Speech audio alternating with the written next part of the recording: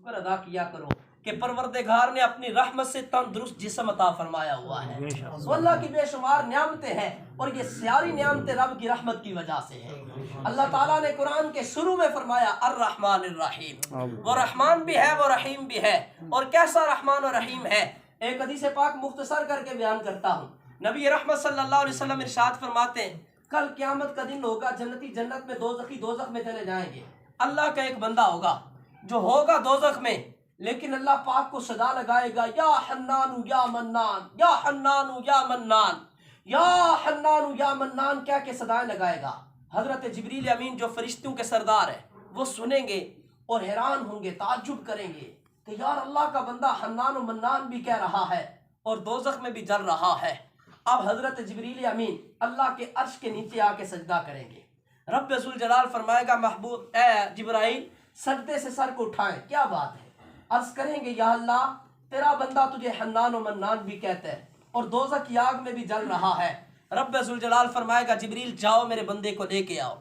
حضرت جبریل امین حضرت مالک علیہ السلام کو جا کے، جو مالک علیہ السلام دروغہ جہنم ہے، جہنم کے اوپر مقرر فرشتے کا نام مالک ہے، حضرت جبریل امین علیہ السلام حضرت مالک علیہ السلام کے پاس جائیں گے اور جا کے فرمائیں گے مالک اللہ کا وہ بندہ جو دوزخ کے اندر اللہ کو حنان و منان کہہ رہا ہے اسے نکال کے میرے حوالے کر دو.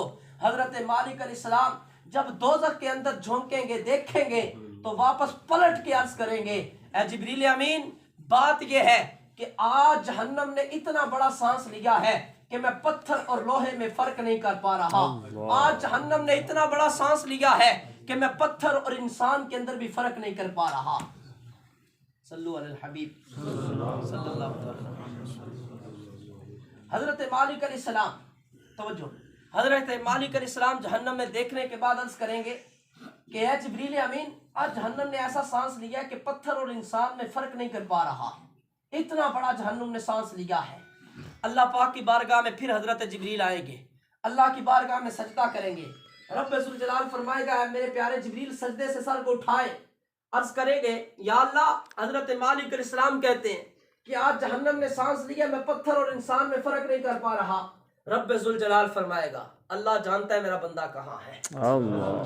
آج ہم کہاں بیٹھے ہیں رب کی رحمت کا ذکر کر رہے ہیں، میرا مالک جانتا ہے.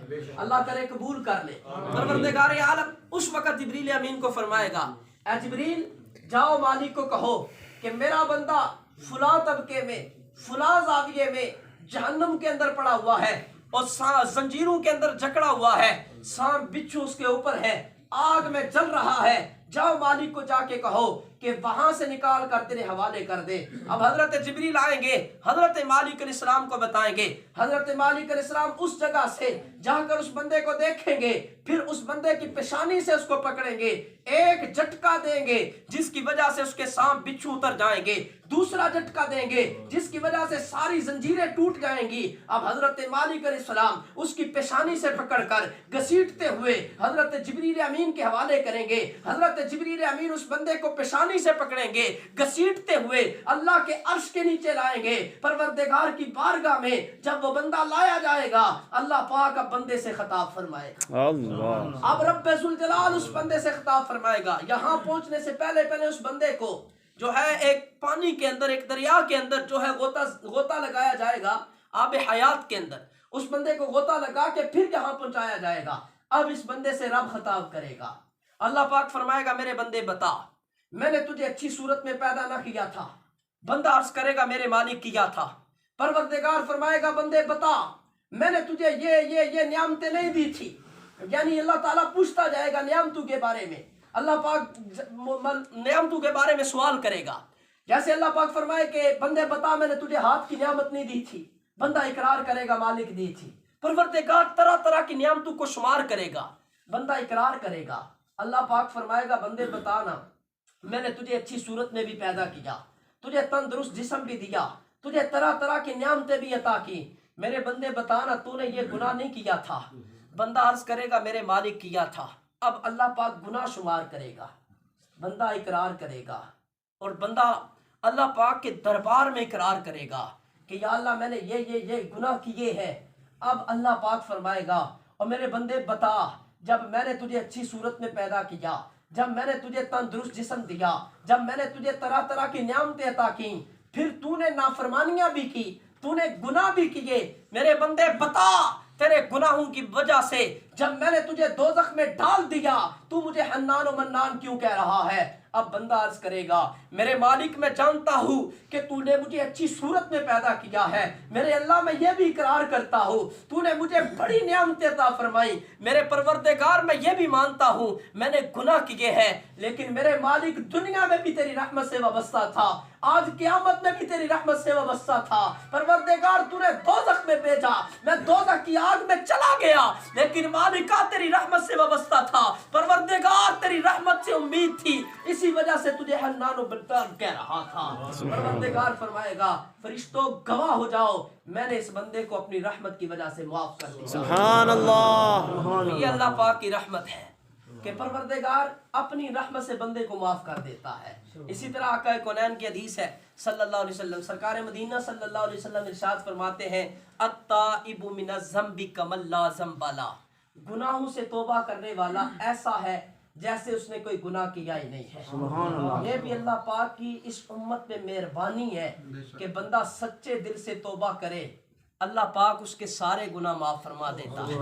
بلکہ احادیث کی روایت ہے، احادیث کے اندر روایتیں موجود ہیں، پیارے آقا علیہ الصلوۃ والسلام نے ارشاد فرمایا کہ اگر بندہ سمندر کی جاگ کے برابر گناہ لے کے، درختوں کے پتوں کے برابر گناہ لے کے، زمین و آسمان کے وزن کے برابر گناہ لے کے، ریت کے ذروں کے برابر گناہ لے کے اللہ پاک کی بارگاہ میں آئے، رب سے سچے دل سے معافی مانگے، اللہ پاک اس کے سارے گناہ معاف فرما دے۔ اللہ سبحان اور اللہ۔ یہ اس امت پہ خاص کرم ہے کہ اگر بندہ سچے دل سے توبہ کر لے گناہ معاف بھی ہوتے ہیں، اور کبھی کبھار اللہ پاک ان گناہوں کو نیکیوں میں بھی تبدیل فرما دیتا ہے۔ میرے میٹھے اور پیارے اسلام بھائیو، یہ اللہ پاک کی رحمت ہے جس کا ذکر اللہ پاک نے قرآن کریم شروع کرنے بندہ جب جاتا ہے نا تو سب سے پہلے جب بندہ بسم اللہ پڑھتا ہے تو بسم اللہ کے اندر ہی اللہ پاک نے اپنی رحمت کا ذکر فرمایا ہے۔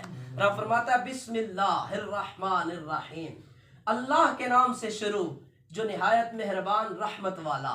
تو یہ رحمت کیسی ہے آج آپ نے سنی ہے، اللہ پاک ہمیں اسی رحمت کے ساتھ وابستگی جو ہے عطا فرمائے اور اسی رحمت کے ساتھ وابستہ رہ کر زندگی گزارنے کی توفیق عطا فرمائے۔ دعوت اسلامی کا یہی مقصد ہے کہ ہم اللہ تعالیٰ کی کتاب کو سیکھیں، اس قرآن پہ عمل کرنے کی کوشش کریں۔ الحمدللہ دعوت اسلامی یہی مقصد لے کے چل رہی ہے کہ جو لوگ اللہ پاک کی بارگاہ میں آ نہیں رہے ان لوگوں کو اللہ پاک کی بارگاہ میں لایا جائے، مسجدوں کو آباد کیا جائے، مسجدوں کے اندر نمازی بڑھائے جائیں اور اللہ پاک کے بندوں کو رب سے ملایا جائے۔ آج میں یقین کرتا ہوں، امید کرتا ہوں کہ آج آپ نے رب کی رحمت کا ذکر سنا نا، تو اس رحمت کے ذکر کو سننے کی وجہ سے اللہ کی رحمت کے ساتھ جو وابستگی تھی، جو امید تھی، انشاءاللہ اور اجاگر ہو جائے گی۔ اللہ پاک ہمیں اسی طریقے کے ساتھ رب کے ساتھ وابستہ رہنے کی توفیق عطا فرمائے۔ آمین اور آمین۔ ہم نے توبہ کے حوالے سے بھی سنا، اللہ پاک ہمیں اپنے گناہوں سے تائب ہو کر اچھے طریقے سے زندگی بسر کرنے کی توفیق عطا فرمائے۔ آمین۔ آخر دعوانا الحمدللہ رب العالمین۔ اللہ کرے کہ کوئی ایسی صورت پیدا ہو کہ ہم پورا قرآن کریم کی تلاوت جو ہے ترجمہ و تفسیر کے ساتھ سنیں۔ آمین۔ آج جو آپ کے سامنے ذکر کیا وہ صرف بسم اللہ